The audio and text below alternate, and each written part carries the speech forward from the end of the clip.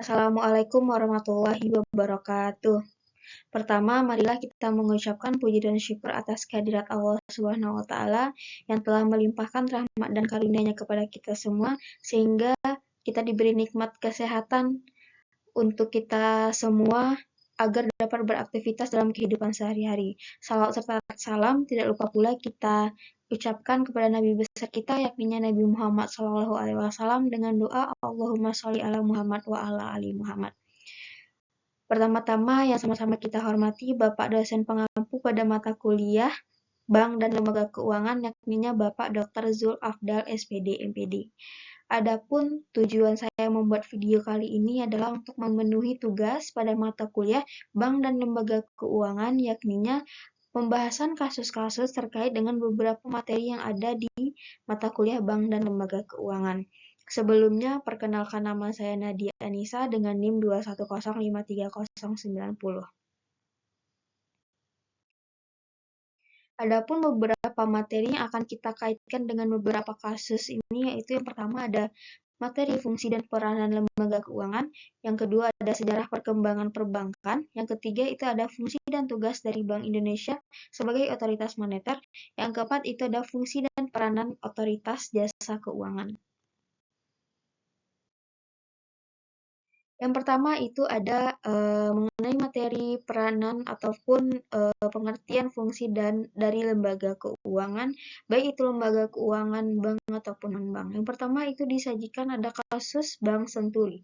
Kasus Bank Senturi mencuat ketika lembaga penjamin simpanan mengambil alih bank yang tengah mengalami krisis likuiditas itu pada November 2008. Nah, sebelumnya kita harus ketahui dulu bahwa krisis likuiditas ini adalah bagaimana perbankan tersebut tidak sanggup lagi untuk memenuhi tanggung jawab-tanggung-jawabnya atas kinerja bank tersebut. Artinya mereka tidak mampu lagi memanajemen bagaimana kondisi keuangan pada perbankan tersebut. Inilah yang dinamakan dengan krisis likuiditas tersebut.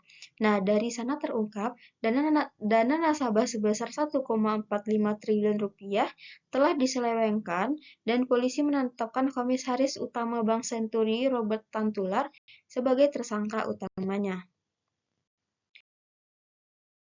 Nah, modusnya dengan menjual reksadana fiktif kepada para nasabah. Nah, reksadana ini merupakan tempat atau wadah untuk menghimpun dana masyarakat yang mana itu dikelola oleh badan hukum di perbankan atau yang dinamakan dengan manajer investasi, yang mana dana-dana yang sudah dihimpun dari masyarakat ini akan diinvestasikan ke dalam surat-surat berharga seperti saham, obligasi, dan lain sebagainya. Nah, penjualan reksadana fiktif itu sudah berlangsung sejak tahun 2002. Namun, Bank Indonesia dan Bapepam LK baru mengetahuinya tahun 2005. Sekalipun sudah mengetahui sejak tahun 2005, Bank Indonesia dan Bapepam LK tidak langsung menghentikan praktik penipuan di industri keuangan tersebut. Nah, yang kedua itu ada mengenai materi sejarah perkembangan perbankan, itu ada mengenai kasus perbankan pada masa krisis ekonomi. Nah, pada sekitar tahun 90-an, pengurus di bank swasta yang baru itu kebanyakan tidak terlatih dan terdidik. Banyak dari mereka pula yang menjadi kutu loncat, artinya mereka itu berpindah-pindah bank untuk bekerja, sehingga nantinya dengan berpindah-pindah pekerjaan tersebut nanti akan menimbulkan penyalahgunaan atas kekuasaan ataupun apapun di manajemen perbankan tersebut. Nah, seluruh persoalan atau berbagai masalah yang terjadi di perbankan ini akhirnya berujung pada lahirnya bank-bank yang sakit. Nah, arti bank-bank yang sakit ini adalah manajemen yang tidak sanggup lagi mengurus banknya sendiri akhirnya melimpahkan masalah kepada pemerintah. Nah, lalu selanjutnya di mata nasabah, kegagalan pengurusan ini membuat mereka panik dan tak lagi percaya bank. Lantas terjadilah penarikan uang secara besar-besaran di seluruh bank. Praktisnya, beredarnya jumlah uang membuat inflasi naik. Nah, karena di mata nasabah ini kegagalan pengurus merupakan hal yang cukup besar dan akan yang menimbulkan masalah, akhirnya mereka tidak lagi percaya kepada bank dan menarik uang mereka di bank tersebut. Dan semua ini mencapai puncaknya pada tahun 1997 saat badai krisis moneter datang. Gejolak mata uang Baht Thailand membuat mata uang rupiah terdepresiasi secara drastis. Nah, krisis perbankan dimulai dengan timbulnya kesulitan likuiditas yang didorong oleh melemahnya nilai tukar rupiah yang berakibat pada kesulitan bank dalam memenuhi kewajibannya terhadap luar negeri dan kesulitan nasabahnya dalam melunasi hutangnya kepada bank.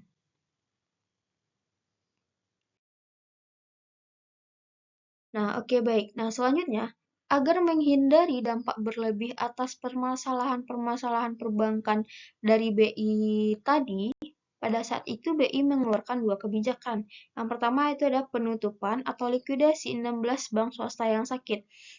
Yang kedua itu ada memberikan skema bantuan likuiditas dalam bentuk bantuan likuiditas Bank Indonesia BLBI kepada bank yang sakit. Nah, di tengah hantaman krisis ekonomi ini, situasi ini semakin memburuk dan kondisi ekonomi semakin tidak karuan. Bank-bank bahkan bertumbangan dan harga bahan pokok pun meroket, serta inflasi juga naik pada saat krisis ekonomi tersebut.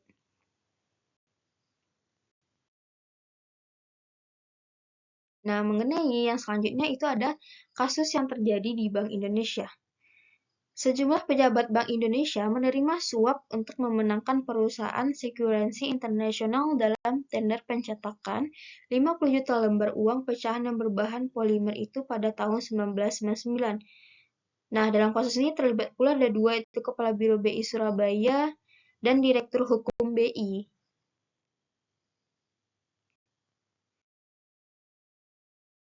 Nah, media Australia The Age pada Selasa 25 Mei melakukan investigasi dan kemudian membongkar skandal suap perusahaan yang berlangsung sejak tahun 99 hingga 2006.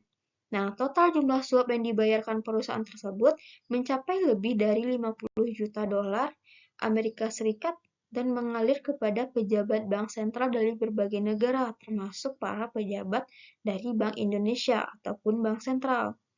Skandal itu bukan hanya menambah panjang rangkaian korupsi yang kerap melanda bank sentral ini sebagai sumber tunggal produksi uang, tetapi juga dapat menjatuhkan kredibilitas BI sebagai pemegang otoritas moneter. Perilaku seperti ini mengarah pada sindikat mafia dalam produksi dan peredaran uang. Nah, untuk selanjutnya itu ada mengenai otoritas jasa keuangan. Nah, dalam mengenai otoritas jasa keuangan ini adalah OJK ini adalah badan-badan yang mengawasi bagaimana lembaga-lembaga keuangan itu dapat berjalan dengan baik. Nah, jadi OJK ini yang mengawasi bagaimana tata pengelolaan di lembaga-lembaga keuangan. Nah, pada zaman yang serba canggih akan teknologi ini, banyak terjadi kasus-kasus yang melibatkan teknologi pada zaman sekarang ini. Salah satunya adalah karena kebanyakan sekarang ini pembayaran dilakukan secara online, oleh karena itu banyak terjadi kasus-kasus pada pembayaran online. Salah satu kasus kebanyakan yang terjadi di dunia online ini adalah judi online. Nah, judi online ini akan menyebabkan kerugian terhadap keuangan terhadap seseorang.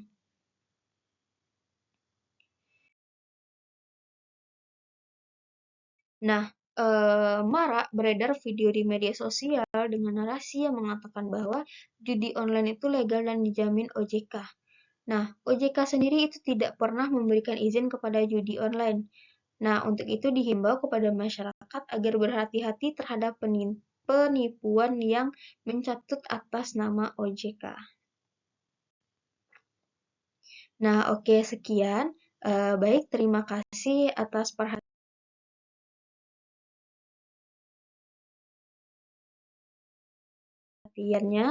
Terima kasih juga atas waktunya, dan itulah beberapa kasus yang berkaitan dengan lembaga keuangan di Indonesia. Semoga bermanfaat.